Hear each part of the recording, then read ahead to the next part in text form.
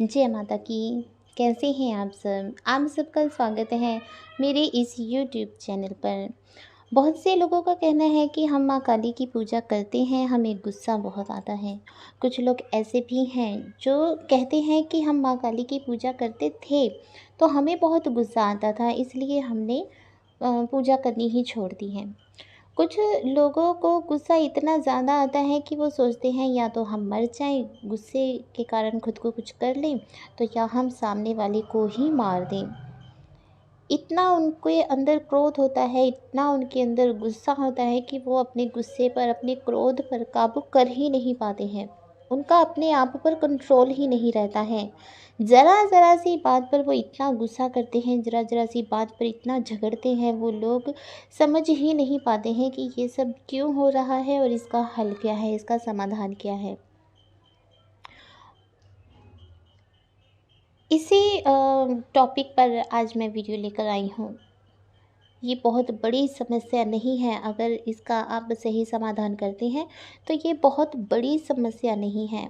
बहुत छोटी सी समस्या है, इसका आप बहुत ही आसानी के साथ इसका आप हल कर सकते हैं। पूजा पाठ छोड़ना समस्या का समाधान नहीं है, क्योंकि पूजा पाठ छोड़ने से गंभीर परिणाम भुगतने पड़ सकते हैं। भक्ति का जो मार्ग है, पूजा का जो मार्ग है, भक्ति का मार्ग है, वो बहुत ही कठिन मार्ग है। अगर ये मार्ग आसान होता तो विश्व का हर एक व्यक्ति, हर एक स्त्री, हर एक पुरुष, हर एक बच्चा भक्ति के मार्ग पर चलता। ये मार्ग बहुत ही कठिन है, इसीलिए इस पर ज़्यादातर लोग चलते ही नहीं हैं। नॉर्मली जोत जगाते हैं और मत्था टेकते हैं, बस इससे ज़्यादा कुछ नहीं करते हैं। जो लोग पूजा पाठ के साथ साथ भक्ति भी करते हैं, परमात्मा को पाने की कृपा पाने के लिए, परमात्मा के साक्षात दर्शन पाने के लिए जो भक्ति करते हैं, उन लोगों को गुस्सा आना शुरू हो जाता है। क्योंकि भक्ति जो मार्ग है, ये ऐसा मार्ग है कि ये इतनी आसान नहीं है, ये दो धारी तलवार है। इस पर चलना बहुत ही कठिन होता है, बहुत ही मुश्किल होता है। जो लोग भक्ति के इस मार्ग पर चलते जाते हैं, उनको कहीं ना कहीं सफलता प्राप्त हो जाती है, परंतु जो लोग भक्ति के मार्ग पर चल नहीं पाते हैं और बीच रास्ते में ही भक्ति छोड़ देते हैं, उन्हें फिर गंभीर परिणाम भुगतने पड़ते हैं। क्योंकि जब आप भक्ति लाइन पर आगे बढ़ते हैं तो पीछे मुड़ने का कोई भी रास्ता नहीं होता। कठिनाइयाँ ज़रूर आती हैं, लेकिन उन कठिनाइयों का बहुत ही छोटे-छोटे आप बातों का अगर ध्यान रखेंगे तो उन कठिनाइयों से आप बहुत ही आसानी से बाहर निकल सकते हैं, उन कठिनाइयों का सामना कर सकते हैं। उनमें से एक कठिनाई यही है कि हम पूजा पाठ करते हैं, माँ काली की आराधना करते हैं, माँ काली की सेवा करते हैं, हमें गुस्सा बहुत आता है।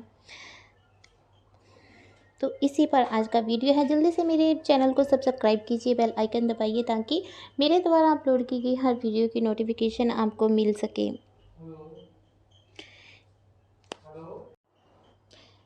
देखिए, माँ काली जो हैं वो बहुत ही प्रचंड शक्ति हैं, बहुत बड़ी शक्ति हैं। माँ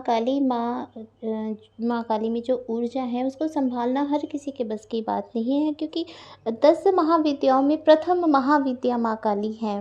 और ये महाविद्या बहुत ही प्रचंड है, उग्र है।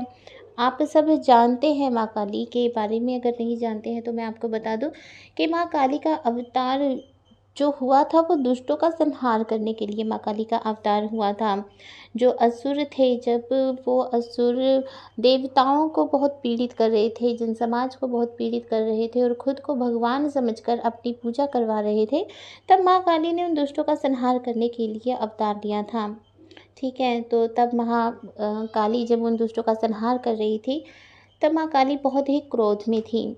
तब माँ काली के क्रोध को शांत करने के लिए भगवान भोलेनाथ माँ के रास्ते पर लेट गए थे और माँ काली ने उनके शरीर पर पैर रख दिया था, जिस वजह से माँ काली की जिह्वा बाहर आ गई थी और माँ काली का गुस्सा शांत हो गया था। तो एक कारण तो ये है, माँ काली जो है वो उग्र शक्ति हैं, प्रचंड शक्ति हैं, क्रोधवान शक्ति हैं। तो जब कोई साधक माँ की आराधना करता है तो भक्त में भी माँ का ये गुण आने लगता है। जैसे जैसे वो पूजा पाठ करता है तो माँ का गुण अपने अंदर वो समाने लगता है। माँ के इसी गुण के कारण जो साधक है उनको बहुत जल्दी गुस्सा आना शुरू हो जाता है, बात बात पर क्रोध आना शुरू हो जाता है। एक बार माँ काली जब दैत्यों का संहार कर रही थी, क्योंकि माँ ने समय समय पर अवतार लेकर दुष्टों का संहार किया है। तो एक बार माँ काली जब दुष्टों का संहार कर रही थी, असुरों का संहार कर रही थी, क्योंकि माँ काली ने मधुकैटभ का संहार किया, चंडमुंड का संहार किया, महिषासुर का संहार किया, है ना। तो समय समय पर माँ ने अवतार लेकर असुरों का नाश किया है। तो एक बार माँ जब असुरों से युद्ध कर रही थी, तो युद्ध करके जब माँ ने असुरों पर विजय प्राप्त कर ली थी, तब भी माँ का गुस्सा शांत नहीं हो रहा था। तब माँ के क्रोध को शांत करने के लिए भगवान भोलेनाथ ने ही एक बालक का रूप धारण किया था। तो जब भगवान भोलेनाथ को माँ काली ने एक बालक के रूप में देखा, तो माँ का गुस्सा शांत हो गया और माँ उस बच्चे के साथ खेलने लगी। तो इस प्रकार से माँ को शांत करना बहुत ही आसान है ना। तो अब आप समझ ही गए होंगे कि माँ काली की ऊर्जा से उत्पन्न हुए जो गुस्सा है उसको कैसे शांत करना है। एक तो भगवान शिव के शरण में जाइए, है ना। माँ काली की पूजा के साथ साथ भगवान शिव की पूजा करना बहुत ही अच्छा फल देता है। खुद को माँ का बहुत बड़ा भक्त, बहुत बड़ा साधक, बहुत बड़ा उपासक समझने से अच्छा ये है कि आप खुद को माँ काली का बच्चा समझिए, क्योंकि माँ अपने बच्चे के लिए हमेशा ही माँ रहती है। चाहे वो कितनी ही बड़ी शक्ति क्यों ना हो, कितनी ही उग्र शक्ति क्यों ना हो, माँ तो माँ ही रहती है। तो आप हमेशा माँ आप पर ममतामयी तो तभी होंगी जब आप माँ को माँ समझेंगे। अगर उपासक समझेंगे, भक्त समझेंगे, तो आपकी परीक्षाएं भी होंगी। तो उससे अच्छा है कि आप माँ काली को माँ समझें और माँ की तरह ही उनकी आराधना करें, माँ समझकर, ठीक है। तो उससे जो ऊर्जा उत्पन्न होगी, वो ऊर्जा आपके उस ऊर्जा के प्रभाव से आपको गुस्सा नहीं आएगा। इसलिए आपको भगवान भोलेनाथ की आराधना करनी चाहिए और माँ को माँ समझना चाहिए, ना कि कोई देवी समझना चाहिए। अगर आप अपने आप को भक्त समझेंगे, बच्चा नहीं समझेंगे, तो आपको गुस्सा आएगा और उस गुस्से पर कंट्रोल करना भी थोड़ा मुश्किल होगा। आप अपनी पूजा के कुछ नियम बनाइए। जैसे एक नियम तो ये हो गया कि आप रोज़ भगवान भोलेनाथ की उपासना करें, ठीक है ना, जिससे कि आपका गुस्सा शांत रहेगा। दूसरा नियम ये बनाइए कि भगवान शिव को आप रोज़ ही उनका जलाभिषेक करें, है ना। चाहे जल से करें, गंगा जल से करें, सादे जल से करें, चाहे आप कच्ची लस्सी से करें, चाहे दूध से करें, लेकिन आप उनका अभिषेक ज़रूर करें, जिससे कि आपका धीरे धीरे गुस्सा शांत हो जाएगा। जैसे जैसे आप में शिव तत्व जागृत होने लगेगा, वैसे वैसे ही आपका कंट्रोल जो है वो माता के उपासना करने से जो ऊर्जा बनती है उस पर कंट्रोल होना शुरू हो जाएगा। आप अपने गुस्से पर कंट्रोल करना शुरू कर देंगे। तीसरा नियम ये बनाइए कि आप जब भी माँ काली की मंत्र का उच्चारण करें, उससे पहले आप कम से कम 5 माला ओम नमः शिवाय के जाप की जरूर करें। चाहे आप नवाण मंत्र कर रहे हैं, चाहे आप क्रीम मंत्र कर रहे हैं, चाहे आप माँ काली का और कोई प्रचंड मंत्र कर रहे हैं, उससे पहले आप शिव आराधना करें, शिव को जल अर्पित करें और भगवान शिव के जो पंचाक्षरी मंत्र है नमः शिवाय या ओम नमः शिवाय, उस मंत्र की ज़्यादा से ज़्यादा आप कितनी भी माला कर सकते हैं, परंतु कम से कम 5 माला तो अवश्य कीजिए। और ध्यान इस बात का आपने ज़रूर रखना है कि जो आप माला जाप कर रहे हैं, माला हमेशा ही ढक कर रखी जाए। माला को ढककर ही हमेशा उनका जाप किया जाता है।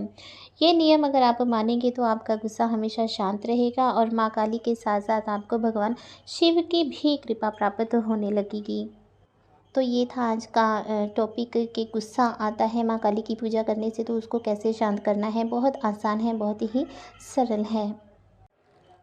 गुस्से अगर आपको आता है तो भक्ति छोड़ने की बजाय इन बातों को अगर आप फॉलो करेंगे और ये नियम अपने जीवन में बनाएंगे, तो कभी भी आपको पूजा पाठ छोड़ना नहीं पड़ेगा। और पूजा पाठ छोड़कर जो गंभीर परिणाम आपको भुगतने पड़ते हैं, वो परिणाम भी आपको भुगतने नहीं पड़ेंगे, है ना। कोई भी समस्या हो तो आप मुझे मेरे व्हाट्सएप पर संपर्क कर सकते हैं, मैसेज कर सकते हैं। अगर आपको मेरा ये वीडियो पसंद आया है तो जल्दी से लाइक, कमेंट और शेयर कीजिए। मेरे चैनल पर अगर आप नए हैं तो चैनल को सब्सक्राइब कीजिए, बेल आइकन दबाइए, ताकि मेरे द्वारा अपलोड की गई हर वीडियो की नोटिफिकेशन आपको मिल सके। जय माता दी। खुश रहिए, खुशहाल रहिए।